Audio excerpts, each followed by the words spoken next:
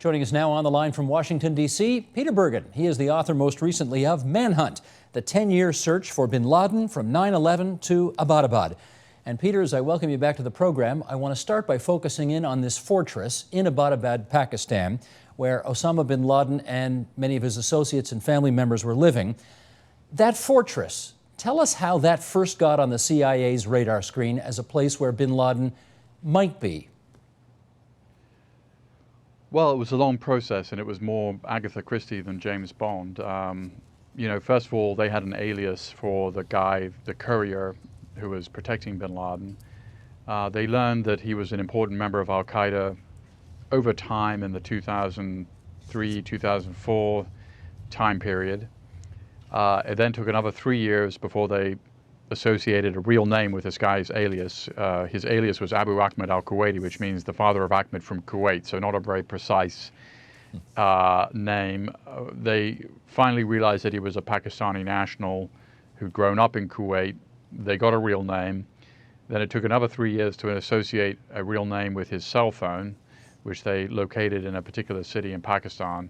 And then it took human spies on the ground following this guy from one large Pakistani city to a much smaller one, Abbottabad, about 2.5 hours drive to the east of where he was first located, to identify this fortress-like compound. So the people in the administration, this small group that's on this file, come to the conclusion that the odds are better than not that Osama bin Laden may be in this place. And they start to put together some options for the president. And let's go through those right now, you and I. One option is to take a B-2 bomber and just level the place to smithereens. Pluses and minuses of doing that.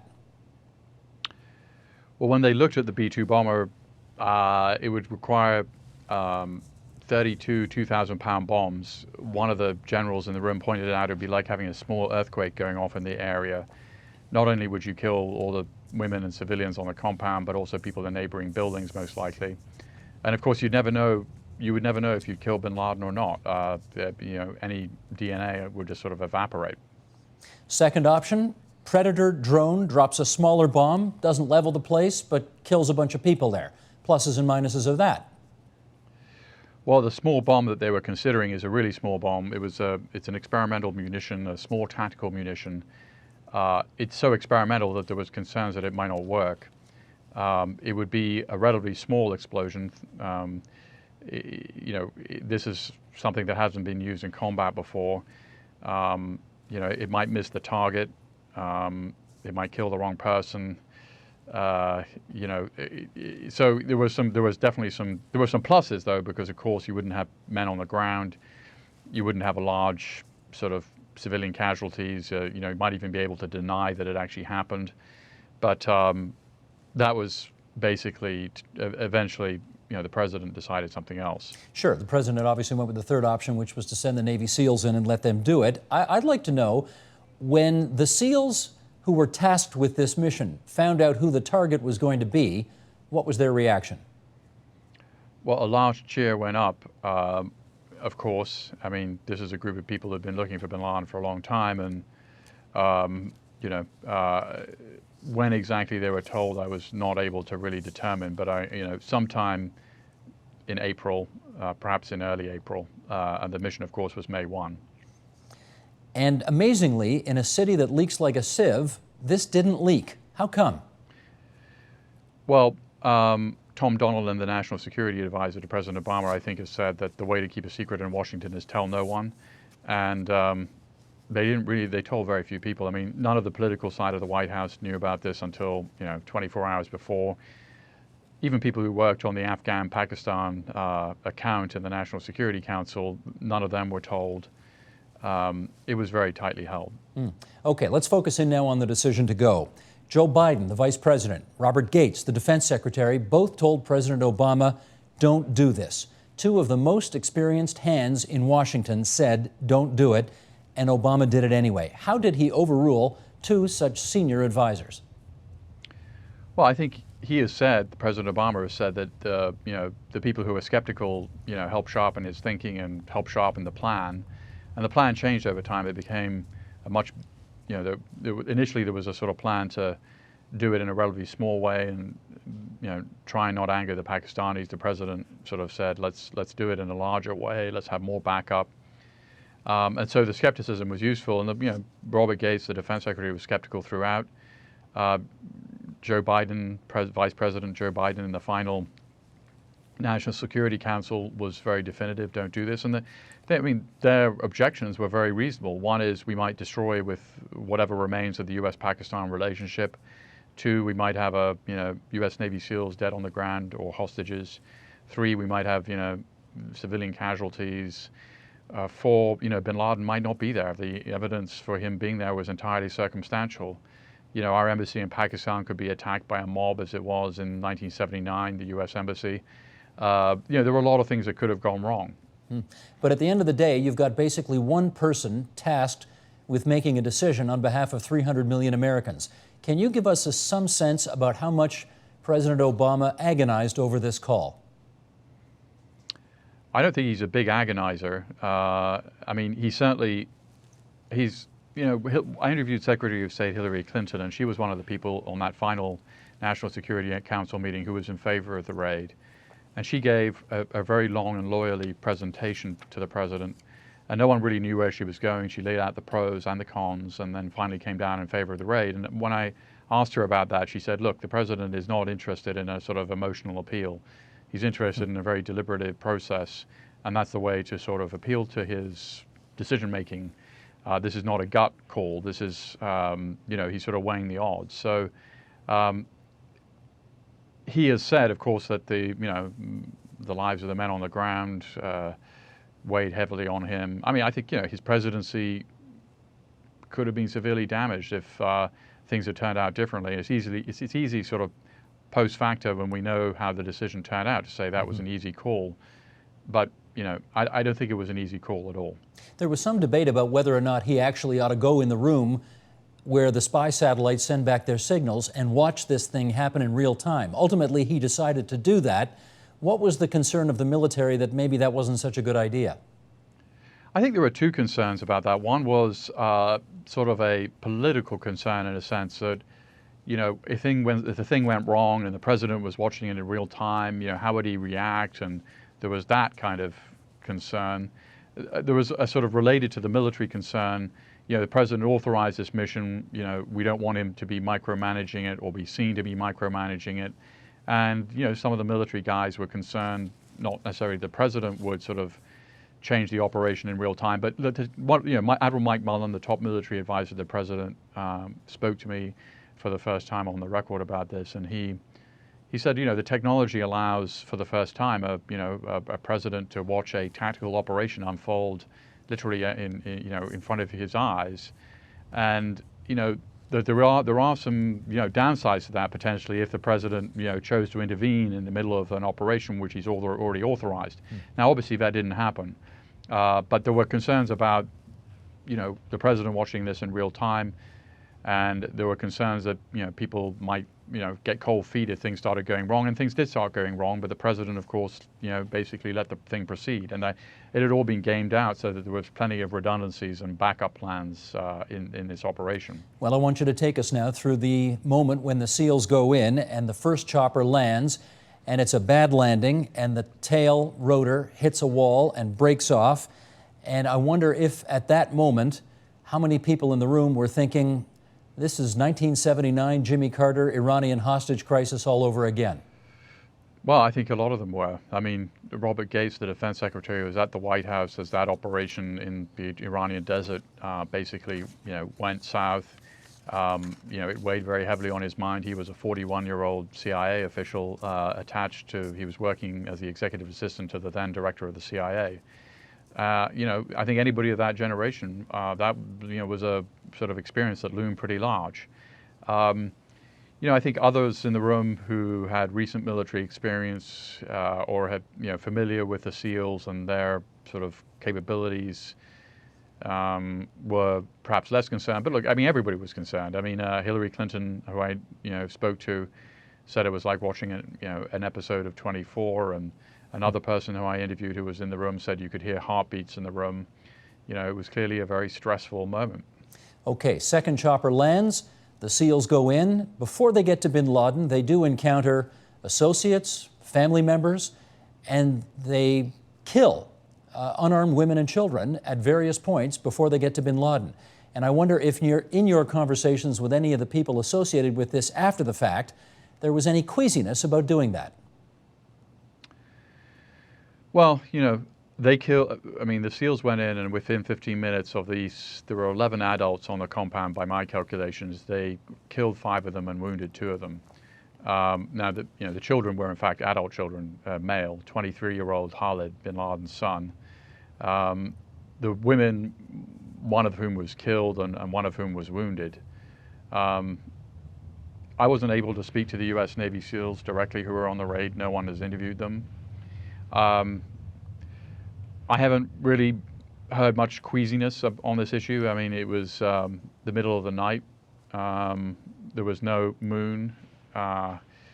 It was, you know, people were wearing night vision goggles. It's probably very hard to determine, you know, who exactly were the non-combatants.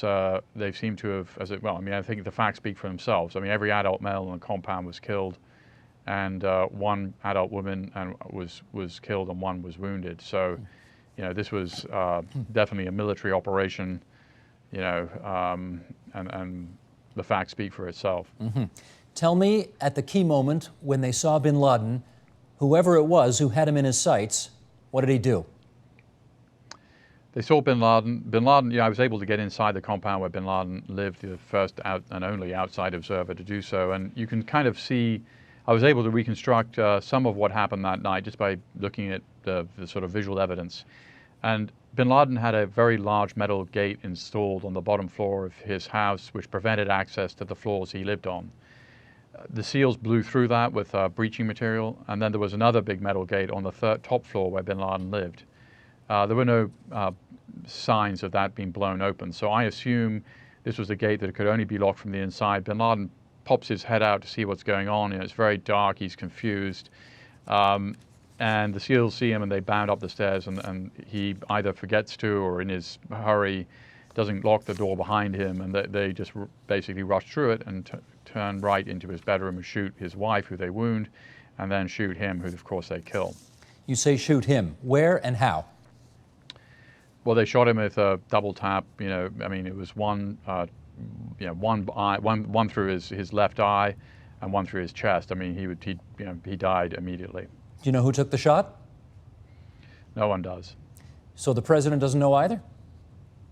No. Huh. Didn't ask, wasn't told. He didn't ask. So does anybody except the guy who took the shot know who took the shot? Yeah, I think other people within the SEAL team know, and yeah, I mean, I think people in the SEAL community know who this person is, but you know, there's a very tight-lipped group of people. Okay. One of the amazing things about this mission was that 2 helicopters managed to get inside Pakistan, land, do a mission, and come out, and the Pakistani military appears to have barely reacted at all at the time that this was happening. Where was the Pakistani military when their country was, in essence, being invaded?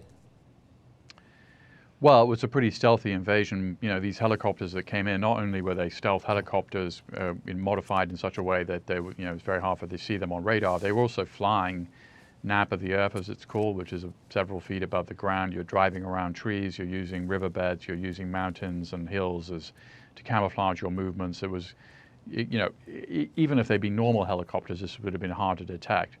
And then Pakistan is a very large country. It's twice the size of California.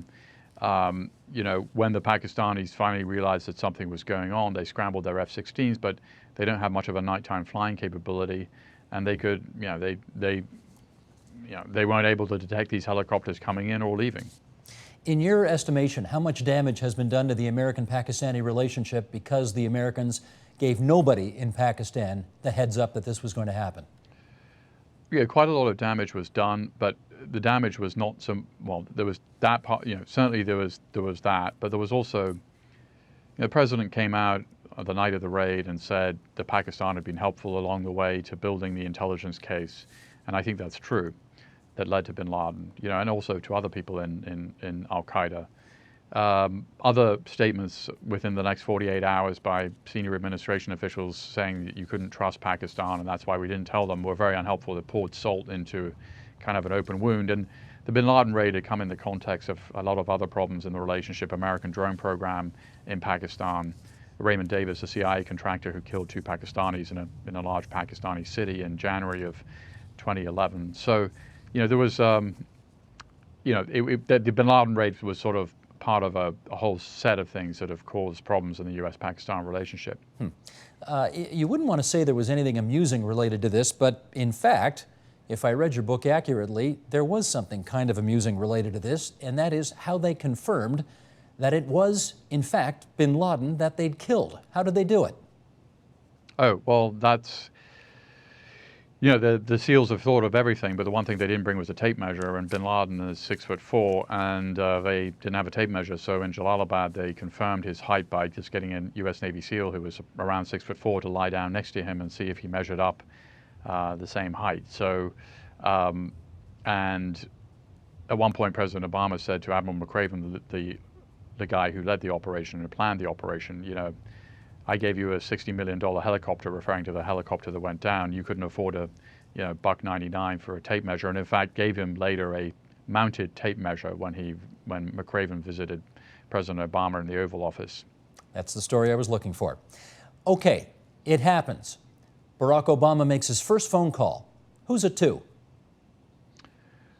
Well, the very first phone call is to George W. Bush, who's he's received a heads up that in 20 minutes he'll be getting a phone call, an important phone call from President Obama. He's having dinner in Dallas at a restaurant with his wife. They rush home and they get the President Obama tells them the news. And how did he take it?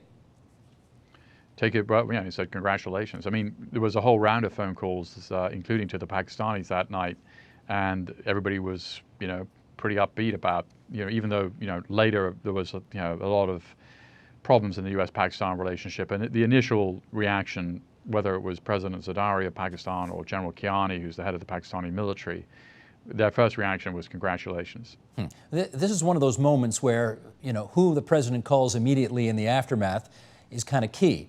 It tells a lot. So Bill Clinton got a call, George W. Bush got a call, David Cameron got a call. Still not yet the Pakistanis. Have you heard after the fact whether there were any people who got miffed because they did not get one of those first calls? I haven't really heard that. I mean, because it wasn't just President Obama. Vice President Biden made calls, Secretary Gates, Secretary Clinton, and others. So, anybody who kind of really needed the heads up got the heads up. Gotcha. Peter, you told us a few moments ago that you did actually visit that compound where this event took place, but subsequently the Pakistanis decided to tear it down. How come? Good question. I mean, I'm presuming that they didn't want the compound to become, a shrine to bin Laden. They were treating it as sort of a crime scene. They've done their own investigation of what happened that night. That investigation is yet to be made public. It's been fairly comprehensive. And I think after they've set up something called the Abbottabad Commission, after that commission has, investigated the compound, there was kind of no reason for it to remain. For a long time there were rumors they were going to knock it down, and suddenly on the weekend of February 25th, they sent in mechanized, machinery, and they knocked it down in the space of a weekend. You have, of course, talked to bin Laden in the past, and it's because of that I want to ask you for some insight into his thinking frankly, on all of what he tried to do. I believe at one point in the book you say that bin Laden believed that even if he took down the World Trade Center, and even if he attacked the capital city of the United States, somehow the only reaction he expected to get from the U.S. was the lobbing of a couple of cruise missiles on some al-Qaeda targets. How could this man have miscalculated that so badly? Well, intelligent people make miscalculations all the time. I mean, why did Napoleon march on Moscow in 1812? That turned out to be a disaster. I mean, hubris is kind of a pretty good explanation of most human activity. In addition to cruise missile strikes, he also thought that it might be possible that there might be American airstrikes on his positions. as I had been in Kosovo 2 years before 9/11. But that's the full extent of it. I mean, he basically bought his own propaganda, which was the United States was a paper tiger and kind of feckless and weak and wouldn't respond, which was actually a very similar view to what the Japanese had in the sort of pre-Pearl Harbor timeframe. There are also turned out to be a big mistake. Sure. There are a few moments in your book where I'm reading and I ask myself, how the heck does he know that? And I'm going to ask you one of those questions right now. The helicopter lands, the first chopper lands, and it was a very hard landing, so it made a lot of noise. And you've got bin Laden saying to one of his wives, "Don't turn the lights on." And you say those were his last words. How do you know that? Well, it's hard to prove negatives. Those are the last words that I'm aware he spoke. I mean, where did I get that from? Well, the wives were interrogated by Pakistani investigators, and I got that from a very good somebody who was, very much involved in the investigation. So, he may have said other words, but those are the last words I'm aware that he said. One of the other interesting things I learned in the book was that the impression we get of the people who do much of the successful legwork that gets America into a position where they can attack bin Laden was actually done by women, female agents, which is not, I suspect, what conventional wisdom would hold. And I think you interviewed somebody who said, yeah, the women have different qualities than men do, and therefore it makes them, in some regards, better agents. Explain that, if you would. Well, these aren't necessarily agents, they're analysts, although they're part of an operational cell within the CIA. Now, the person I interviewed was Michael Scheuer, who set up the bin Laden unit. He said, look, if I could have put up a sign, "No men apply," I would have. Before 9/11, counterterrorism was sort of regarded as a backwater in the CIA. It attracted a lot of women because Mike Scheuer, the head of the unit, wanted to attract women. He thinks that they were better at seeing patterns, not spending a lot of time telling war stories, and were just better people to have around. And it would be wrong to say that men also played an important role in this. But I was trying to make a point about it, and I'm quoting a CIA operations officer here. He said in the 30 years that he'd been at the agency, and he recently retired. The biggest cultural shift was the role of the women. I mean, when he started, there were almost no CIA operations officers who were female, and there's been a major shift in the culture of the agency. Peter, let me ask you one more question, and that is, we're obviously a little over a decade past 9/11 now. Bin Laden is dead. How degraded, 10 years later, do you think Al-Qaeda is now?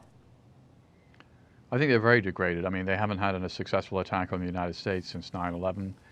They haven't had a successful attack in the West in general since the July 7, 2005 attacks in London. They've never been able to attack Canada. I mean, there's been plots in Canada, but they've all been averted.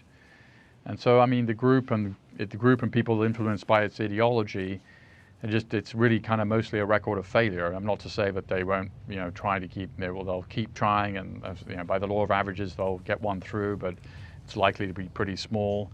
And I think there won't be a formal. The Soviet Union formally dissolved itself. There will never be a surrender ceremony from Al-Qaeda or a formal dissolution. But the fact that their leader and founder is dead, the fact that they played no meaningful role in the Arab Spring, the most momentous series of events in the Middle East since the collapse of the Ottoman Empire after World War I. I mean, I think that sort of speaks for itself. I mean, bin Laden was offering nothing really in terms of ideas about how to solve the political and economic problems of the Middle East. And I think that was well understood by most Muslims. And final point here is his death was greeted with only very minor protests in the Muslim world. There was no outpouring of kind of anger. He'd become irrelevant.